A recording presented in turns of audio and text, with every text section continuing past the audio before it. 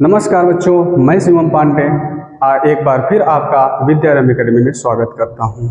अभी तक हम लोग लाइट का 5 या 6 चैप्टर पार्ट पढ़ चुके थे और लास्ट टाइम हमें याद है और क्या पढ़े थे लास्ट टाइम हम ये पढ़े थे कि रे डायग्राम या फॉर्मेशन ऑफ रे डायग्राम, ये सारी चीज़ें पढ़ते थे, concave mirror and convex mirror. अब हमें क्या पढ़ना है, लास्ट टॉपिक है, लास्ट 2 टॉपिक बचे हैं। लास्ट 2 टॉपिक क्या है, sign convention of reflecting surface spherical mirror यानी चिन्ह परिपाटी, जो सबसे मोस्ट इंपॉर्टेंट। अगर हमें न्यूमेरिकल पढ़ना है, न्यूमेरिकल पढ़ने के लिए हमें क्या करना होगा, सबसे पहले हमें चिन्ह परिपाटी यानी साइन को कन्विंस करने के लिए, साइन को क्लियर करना है, हमें आना चाहिए। और दूसरा हमें टॉपिक पढ़ना है कि मिरर फार्मूला एंड मैग्निफिकेशन। इनके बाद हमारा चैप्टर ये हो जाएगा खत्म। इसके बाद हमें पढ़ना क्या है, रिफ्रैक्शन पढ़ना है, राइट। हमें क्या पढ़ना है, रिफ्रैक्शन। तो इसके बाद हम पहले क्या करेंगे, इनको आज खत्म करने के बाद जो आएगा नेक्स्ट वीडियोज में हम आपको न्यूमेरिकल करवाने की कोशिश करेंगे और पूरे न्यूमेरिकल, एक शानदार न्यूमेरिकल, और न्यूमेरिकल को एकदम क्या मक्खन की तरह आपको बताएंगे, ठीक है। ध्यान दीजिए, बस बने रहिए, ठीक है। चलिए अब चिन्ह परिपाटी पहले हम समझते हैं। चिन्ह परिपाटी मतलब क्या होता है कि जो भी position of object and position of image, इन सब को देखते हुए हमें क्या करना, साइन को फाइंड करना पड़ेगा। तो जैसे कि हम देखते हैं कि कोई एक, पहले हम क्या बना लेते हैं, एक मिरर बनाते हैं। तो ये कैसा मिरर होगा, आपको पता ही होगा मिरर कैसा है। मिरर ये कॉनकेव मिरर है, अवतल दर्पण है। ये इसका क्या होता है, प्रिंसिपल पोल होता है। ये प्रिंसिपल पोल होता है। तो इसके बाद हम ये लाइन को हम आगे बढ़ा देते हैं। तो ये रेखा जो लाइन होती है, इसको हम क्या बोलते हैं, प्रिंसिपल एक्सिस बोलते हैं, यानी मुख्य अक्ष कहते हैं। और यहाँ से इसके मुख्य अक्ष का जो सेंट्रल पार्ट होता है, यानी मिरर का जो सेंट्रल पार्ट होता है, इसे सेंटर ऑफ कर्वेचर बोलते हैं, ये आपको पता है। और सी और बिटवीन, मतलब क्या होता है, C and P, between the middle point between C and P is called principal focus बोलते हैं। ओके, अब यही देखते हैं कि हम ये देखें कि जितने भी पोजीशन हम अवतल दर्पण पढ़ते हैं, यानी वो कॉनकेव मिरर पढ़े हैं। कॉनकेव मिरर में प्रतिबिंब कितने प्रकार बनते हैं, 6 स्थितियां बनती हैं।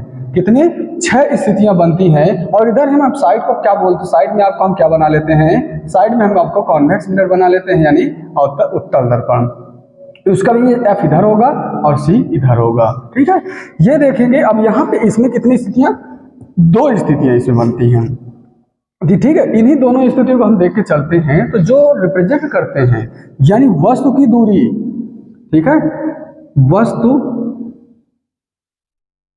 की दूरी को हम रिप्रेजेंट करते हैं यू से। किससे, यू से रिप्रेजेंट करते हैं। और दूसरा हम ये रिप्रेजेंट करते हैं कि प्रतिबिंब की दूरी, किसकी भैया, प्रतिबिंब की दूरी।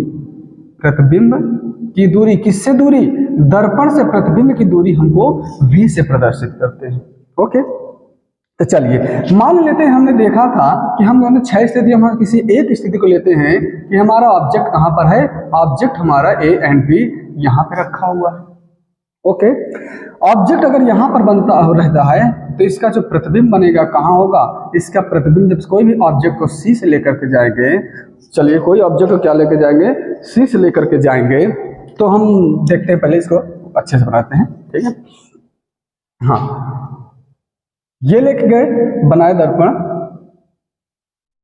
यहां से आए, ये P हो गया हमारा, और ये क्या हो गया, F हो गया, ये C है। इसके बाद हम क्या लेते हैं, इंफिनिटी लेते हैं, ठीक है। तो कोई ऑब्जेक्ट मान लेते हैं हम कहाँ पर है, C पर रखा हुआ है, क्या, A एंड B रखा हुआ है। इसका इमेज हम देख लेते हैं कहाँ बनता है। इसका इमेज हमें पता ही होगा कि जब कोई ऑब्जेक्ट C पर होता है तो उसका प्रतिबिंब भी कहाँ बनता है, C पर बनता है। तो ये पहला हो गया। फिर इसके बाद हम देखते हैं, इसको लेकर के जाएंगे, ये कहाँ मिल रहा है, यहाँ पर मिल रहा है। यानी इस वाले डिस्टेंस को जो बोलते हैं, ये वाले डिस्टेंस हमारा, इसे u बोलेंगे। और ये वाला जो डिस्टेंस होगा, इसे हम क्या बोलेंगे, v बोलेंगे। और जिससे जैसा कि हमने इसमें समझ लिया, फोकस के बीच की दूरी को स्मॉल f से रिप्रेजेंट करते हैं। बस यही हमें ध्यान देना है। हमें ये ध्यान देना है, देखना है कि जो अब इसको हमें बना लेना है, इसको हमें जैसे अब कोऑर्डिनेट ज्योमेट्री पढ़े होंगे, कोऑर्डिनेट ज्योमेट्री में इसको मूल बिंदु मानते हैं, इसको मूल बिंदु मानते हैं। और इधर हम जाते हैं तो ये पॉजिटिव की तरफ रिप्रेजेंट करता है, ऊपर जाते हैं तो ये भी पॉजिटिव को रिप्रेजेंट करता है, और नीचे जाता है तो ये निगेटिव को रिप्रेजेंट करता है। ठीक है, तो ये ध्यान दीजिए कि इसको रिप्रेजेंट करेगा निगेटिव को रिप्रेजेंट करेगा, इधर जाएंगे तो इधर भी हमारा क्या होगा, निगेटिव में रिप्रेजेंट करेगा। तो ध्यान दीजिएगा अवतल दर्पण में क्या है, अवतल दर्पण में जो यफ है, यफ भी इधर है, यू भी इधर है, वी भी इधर है, मतलब अवतल दर्पण में 5 स्थितियां हमारे पास ऐसी है। ध्यान दीजिएगा 6 में से 5 स्थितियां देखे होंगे आप, 6वीं स्थिति है जो पी तथा यफ के बीच में होगा, दर्पण के पीछे बनता था प्रतिबिंब, राइट, तो दर्पण के पीछे, तो 5 स्थितियों में यू हमारा यू निगेटिव रहेगा और वी भी हमारा क्या निगेटिव रहेगा और यफ भी क्या रहेगा, निगेटिव। ये चीज आपको ध्यान देना है। लेकिन 6वीं कंडीशन जो होगा, 6वीं 1 to 5 यहाँ पे लिख दे रहे हैं 1 to 5, ये जो कंडीशन रहेंगे क्या रहेंगे, यू पॉजिटिव, साल निगेटिव, सारे निगेटिव रहेंगे, यू एफ और वी ये सब निगेटिव रहेंगे, ठीक है। और 6वीं जब रहेगा तो वस्तु तो इधर ही है, वस्तु क्या है, इस मूल बिंदु के इधर है, मूल बिंदु से इधर जाएंगे तो प्लस, लेकिन मूल बिंदु को हम इधर आ रहे हैं तो ये माइनस भी है, ऊपर जाएंगे तो भी माइनस, ठीक है। 6वें में हमारा यूथ लेकिन माइनस रहेगा, फोकस भी इधर ही है तो फोकस भी हमारा क्या रहेगा, माइनस में रहेगा, लेकिन वी प्रतिबिंब हमारा इधर बन जाएगा, इट मीन्स प्रतिबिंब क्या होगा, पॉजिटिव होगा। ये ध्यान दीजिएगा 6वीं कंडीशन, ध्यान दीजिएगा। इसी तरह इसमें देखते हैं, इसमें इसको हम क्या बनाते हैं, मूल बिंदु बना लेते हैं, ठीक है। वस्तु हमारा हमेशा ही देखे होंगे कि वस्तु हमेशा क्या रहेगा, इधर ही रहता है, लेकिन प्रतिबिंब किधर बनता है, इधर बनता है। इट मीन्स यहाँ पे हम देखेंगे, जब यहाँ पे हम देखते हैं तो यू हमारा दोनों के दोनों कंडीशन, 2 स्थितियाँ होती हैं, दोनों कंडीशन में हमारे यू जो होगा निगेटिव होगा, क्योंकि इस मूल बिंदु इधर आ रहा है, इधर आ रहा है ना, तो ये क्या है, निगेटिव, इधर जा रहा है, यानी दाएं तरफ मूल बिंदु रहते हैं तो हमेशा क्या होता है, पॉजिटिव होता है, बाएं तरफ आते हैं तो हमेशा ऋणात्मक होता है। यानी अब v का मान क्या हो जाएगा, v का मान क्या होगा आपका, इधर आ रहा है तो इसका मतलब पॉजिटिव, और यफ भी क्या है, यफ भी आपका इधर पड़ रहा है तो यफ भी पॉजिटिव। ये देख लीजिएगा आप ध्यान से, बस यही चिन्ह पार्टी साइन मैग्निफिकेशन, रिफ्लेक्स का साइन कन्वेंशन है, ठीक है, ये हुआ। फिर इसके बाद मिरर फार्मूला देखते हैं। दूसरा क्या है हमारा, मिरर फार्मूला। मिरर फार्मूला का हमारा बस अभी आपको यही देखना है कि 1/f is equal 1/u plus 1/v, ये हमारा क्या है, मिरर फार्मूला है। क्या है, मिरर फार्मूला। इसमें हमें यही देखना है बस। अब इसके बाद इसका डेरिवेशन आपको अभी पढ़ने की कोई जरूरत नहीं है, अगर लगता है तो हम आपको नेक्स्ट क्लास में इसको बता देंगे। हालांकि अभी हमें नहीं लगता, अगर आपकी डिमांड होगी आप लोग कमेंट बॉक्स में मेंशन कर दीजिएगा, अगर इसका डेरिवेशन आपको चाहिए तो इसका डेरिवेशन हम बता देंगे। अदरवाइज ये क्लास 12th में आपको फिर से इसका डेरिवेशन पढ़ना होगा, वही ये आपके लिए क्या है, जरूरी है। लेकिन बस आप अभी इतना जानिए कि 1/u या 1/f is equal 1/u plus 1/u, यानी ये सब ये क्या है, रिलेशन को रिप्रेजेंट कर रहा है, ठीक है। अब इसके बाद हम क्या कर पढ़ते हैं, इसके बाद हम पढ़ेंगे मैग्निफिकेशन। क्या पढ़ने वाले हैं, मैग्निफिकेशन। मैग्निफिकेशन बोले तो आवर्धन, मैग्निफिकेशन बोले तो आवर्धन हमें पढ़ना है। आवर्धन क्या होता है वो हम देखेंगे, ठीक है, आवर्धन क्या है वो देखेंगे। देखिए अब आवर्धन का मतलब होता है वस्तु की जो ऊंचाई है h है, और प्रतिबिंब मान लेते हैं हमारा नीचे बनना है तो ये क्या है, h डैश है, बस ये ध्यान देना है। तो मैग्निफिकेशन जिसे बोलते हैं क्या होता है, m से रिप्रेजेंट करते हैं।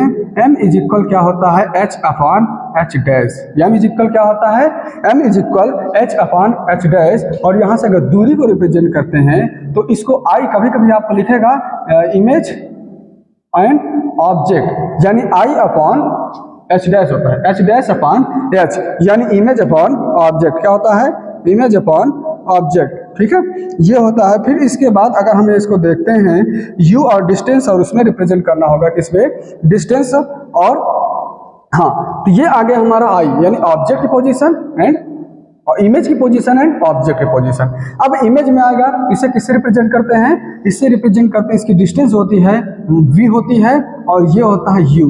लेकिन इसमें अगर हम रिप्रेजेंट मिरर की बात करते हैं तो मिरर में हमारा ये माइनस में रहता है। ये तीनों चीज को ध्यान दीजिएगा। मिरर मतलब क्या बोलेंगे, सीधे सीधे मैग्निफिकेशन वही होता है रेशियो किसका, height of image upon height of object.